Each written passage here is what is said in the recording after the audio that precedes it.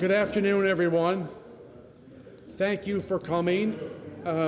We have a good number of Rotarians, and we have a number of special guests with the fire department, with the family, with the municipalities, and we will acknowledge your presence a little bit later.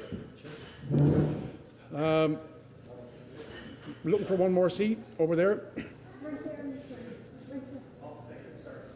I'd like for the family just to indulge me for a moment and speak to the Rotarians. We've had a tough month, and we've lost a couple of individuals that are very important to us. First, Judith Bobbitt, and just 2 weeks ago, there was a celebration of life for Judith, and Rotary was very prominent in that occasion. And I think all of us that were able to attend realized that Judith had many pieces to her. An innovator, an entrepreneur, a mom, a businesswoman, and undoubtedly her legacy will go on forever. And more recently, John Perlin. And John needs no introductions, but everybody in this province knows him for what he's done for the culture of our community. Very knowledgeable with regards to government protocols, a great conversationalist, a great storyteller, and the Stokers in particular, I was able to see the exchange of emails and the comments being made about one of their members, and it was just overwhelming. And I feel blessed that in the past month I had an opportunity to talk to John, even though he was sick and I hadn't really realized it at that time. He took my call and dealt with the issue that I was asking him about. And lo and behold, his humor crept in there. And I said to him specifically, I said, John, you haven't lost your sense of humor, and I can't wait to see you back at the club. Anyway, recognizing we have two very prominent members who have passed in the past month, I'd just like to have a moment of silence in their memory.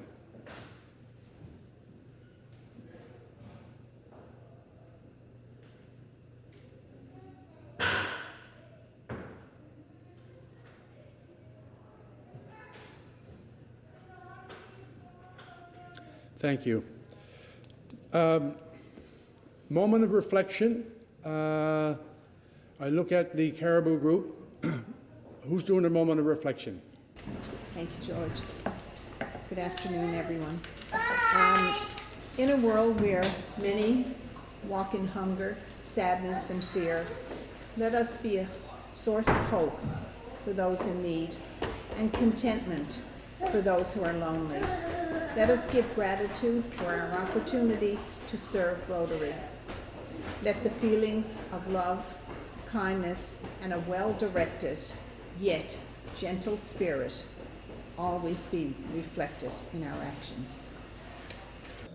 I just wanted to share with you what some people have been asking, what are we doing in recognition or in aid of the Southwest Coast in light of the devastation that they have experienced with Hurricane Fiona.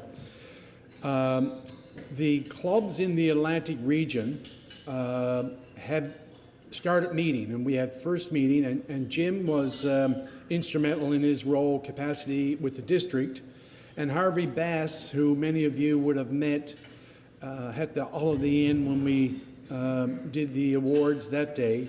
So there is a process of discussion, and we're aiming to reach a consensus amongst the clubs in Atlantic Canada. And for me, this was probably the first occasion that I've had to realize how close Rotary is. And Atlantic Canada, most of the provinces were affected by Fiona, but I've had emails from Ontario, British Columbia, all wondering what they could do to help out.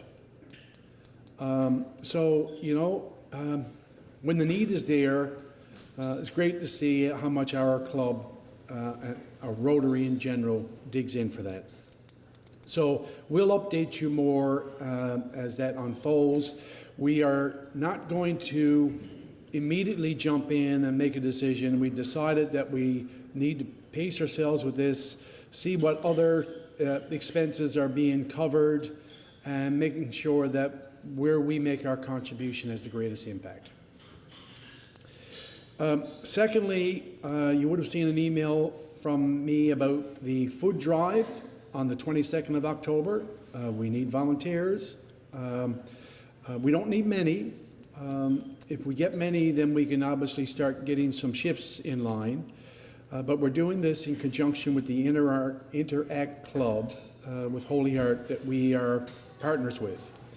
And it's great to have young legs beating the neighborhood. That's all I can say. Last year when it happened, they were instrumental in pulling in the amount of food. And we know from, this is all for Bridges to Hope, that we know from them that the demand on the food banks has just skyrocketed. So for those of you who can volunteer for the day or for an hour or whatever, reach out to Nancy Hollett. And the other opportunity to participate is bring some food. There's always a can of soup that you can dig out in your cupboard, or several.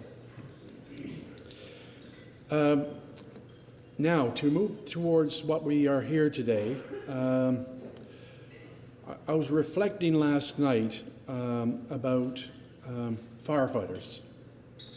And I was talking to my brother, because I grew up in Elliston, and I was mentioning to him a memory that I had. I was about 6 years old when the house next door to my grandmother caught fire. And regrettably, one of the occupants died.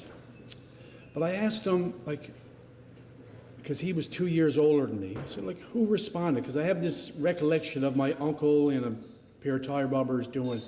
He said, it was a bucket brigade. And he said, if you want proof of that, I'll send you the picture.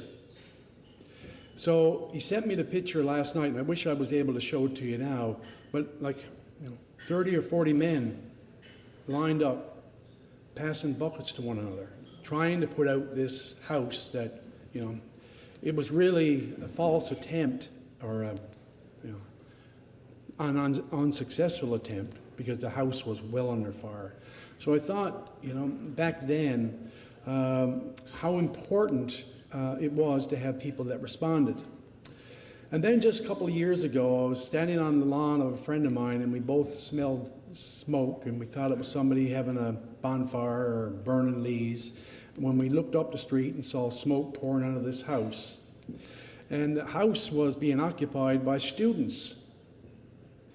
And we started running towards the house, and I'm calling the fire department. I'm calling 911 as I'm talking, and I'm saying there's a fire here, and give the address. And the operator was saying, is that the one at the street? And I said, yes, that's it. She said, okay, we've got it.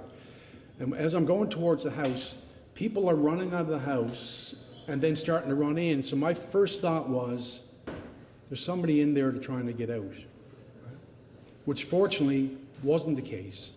But the memorable moment for me was the sound of the siren.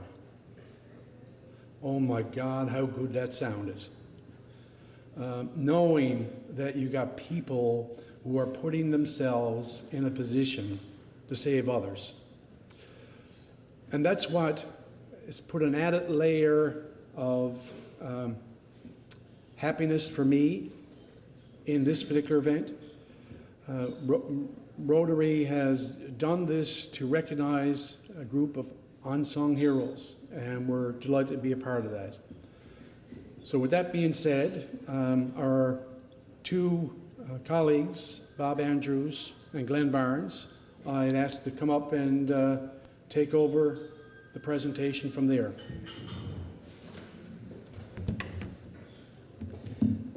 Bob and I have been practicing this now for 8 years, so hopefully we'll eventually get it right. Welcome everyone to the 2022 Rotary Club of St. John's Regional Fire Department Firefighter of the Year Awards luncheon, long term.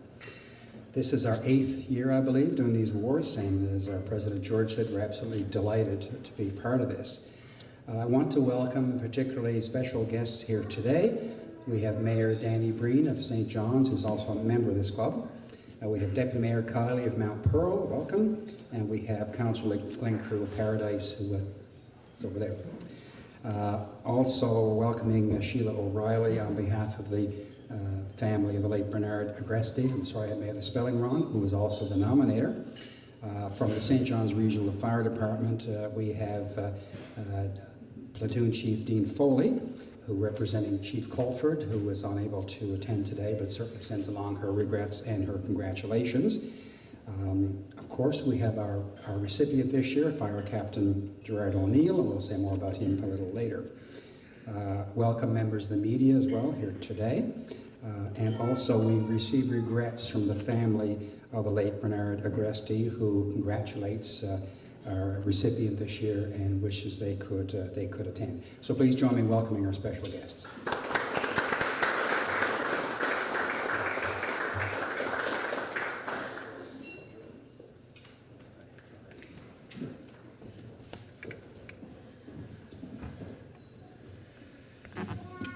My job is to introduce the award and how it came to be, shall we say, and the process.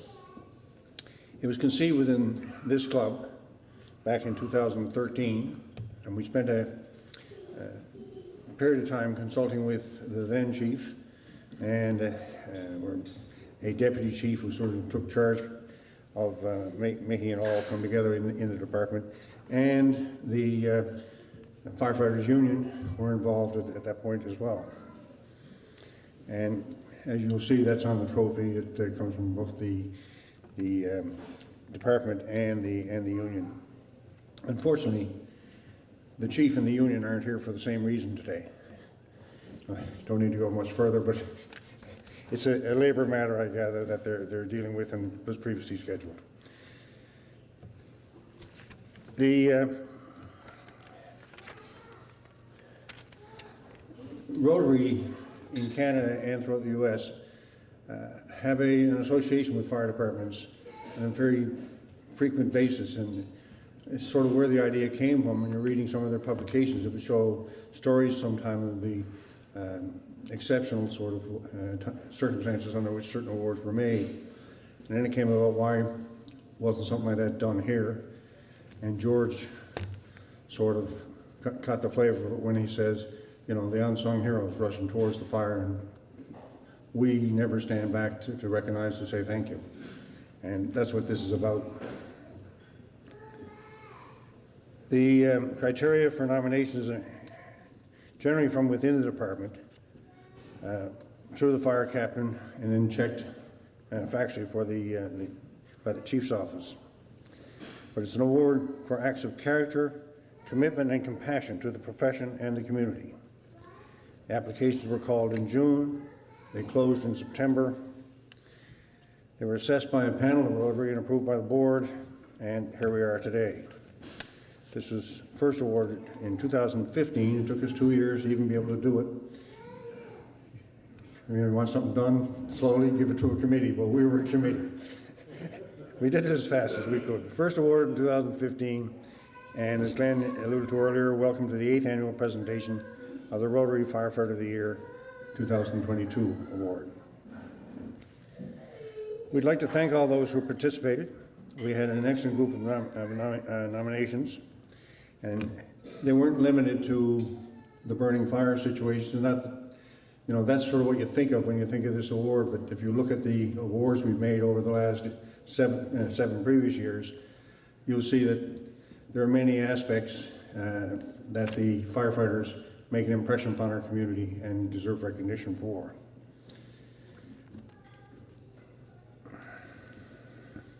So the fire department is the acts of bravery, but is that and a whole lot more.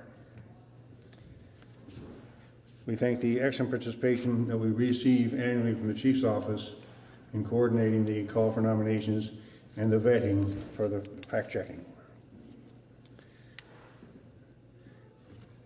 this point in time, I'd normally call for comments from the chief. Is Platoon Chief Dean Foley, are you going to make a few comments on her behalf?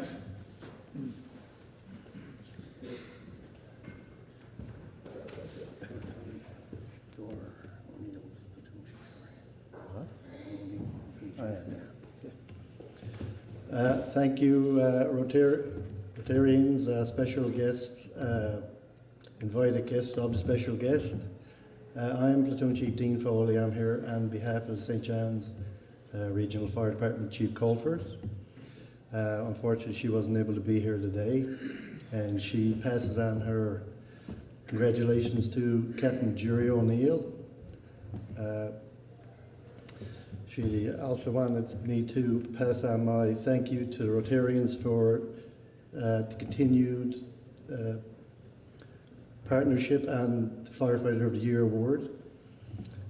Fortunately for me, this is my second time being able to attend this award. 2 years ago, I was nominated the Firefighter of the Year. That was back when Stormageddon.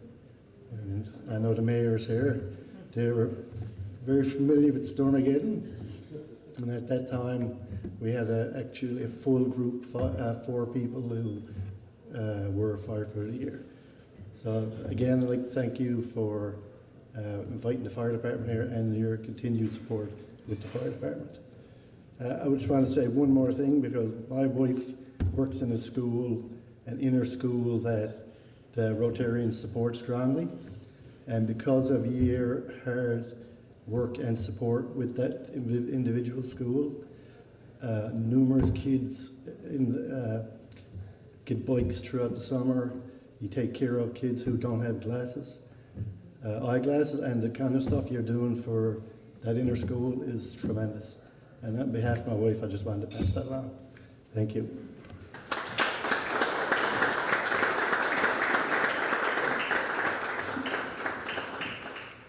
Thank you very much. The recipient this year, everybody knows, but it's just a little interesting. It's, Gerald O'Neill is not a complicated name, but a moment ago he got called Gerard. In the original press release we were sending out, he was Greg, and when I got here today, the president was ready to introduce Glenn.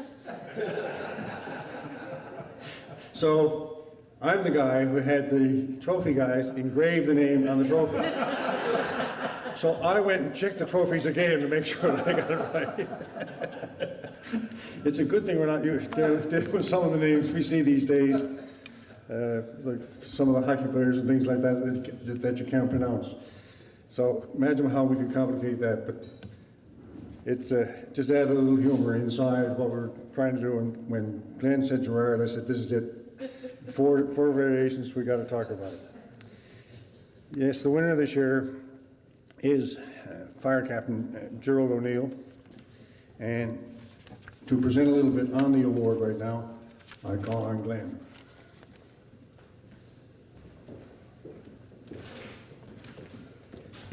Okay, thank you, Bob, and my apologies for getting your name wrong back then. It's my pleasure today to give you the background, the rationale for this nomination and this award. And I think the best way for me to do it really is I'm going to read excerpts from the nomination and also an excerpt from actually a letter to Jerry from the family of the late Bernard Agreski. I don't think I could say it any better than these heartfelt words. So firstly, from the nomination, just an excerpt. Jerry has been an accomplished firefighter for 31 years. He portrays a high level of self-discipline and drives to complete every task to the best of his ability. Jerry is a humble person and a person of great integrity and always behaves in ways that reflect positively on the profession. Jerry is a very conscientious and compassionate person, one who is quick to offer help in any situation, whether it is at work, in his community, or with his family and friends. On September 25th, 2021, Jerry was involved in a situation on Doyle's Road in the Goulds. While he was off duty, that highlights his attributes that were previously mentioned. While driving along Doyle's Road, Jerry passed a car, pulled over to the side of the road, and as he looked in his rearview mirror, he observed a gentleman trying to get someone out of the car and instantly perceived this to be someone in distress. He turned around and went back to find that the person in the car was unconscious. Jerry proceeded to perform CPR on the gentleman, who he managed to resuscitate until the paramedics arrived and he was transported to the Sansa Center. The gentleman sadly passed away the next day, but with Jerry's quick action, the gentleman was survived long enough for all of his children to be with him and see him before he passed. And from this note from the family as well, it says, Jerry, we just want to thank you for bringing our father back to life up on Doyle's Road on September 25th around 1 p.m. Nothing you can do for anyone compares to that. We know that this is what you do for others because that is your nature. I know about your selflessness. I will be forever grateful for your act. It gave me 5 more precious hours with my father, and my siblings got to see him too before he passed. If there's anything else that we can do for you, by all means reach out to us. And this is signed, forever grateful, Mark, Blaine, and Luann Agreski, the family of the late Bernard Agreski. So being a firefighter really, as I said, I think last year, it's more than a job, it's more than a profession, it's a calling, and that is true. So Fire Captain Jerry O'Neill on that day in 2021 did really what firefighters do, serve the community. It came automatically to him, as it does to every first responder. While Jerry didn't know Bernard Agreski, they had a common bond actually, I guess one of life's coincidences.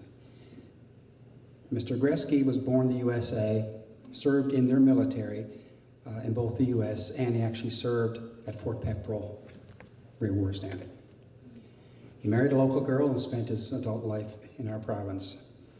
And if you read his bio, his life too was filled with community service, community activities, up until almost the day he passed. So thanks to Fire Chief Jerry O'Neill, Bernard's children were able to be with him when he passed. I'm reminded here really of Rotary's motto of service above self. I think this applies to both Bernard and Jerry O'Neill. So won't you please join me in congratulating our 2022 Firefighter of the Year, Jerry O'Neill.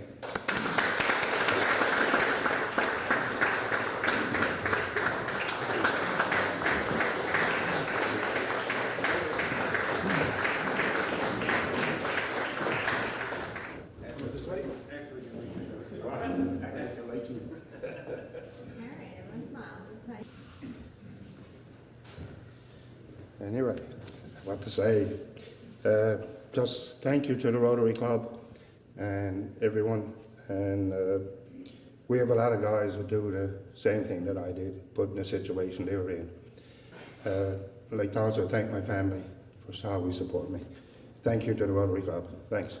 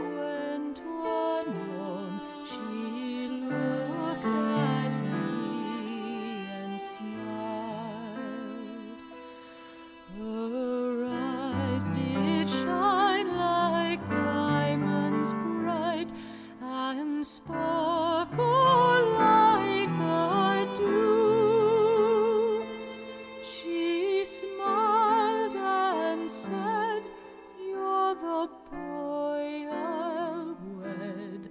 I'm to meet you in the foggy dew. Droop your head, your rose of red, as the weeping willows do. You should droop your head in shame before a maid so sweet. And I says, pretty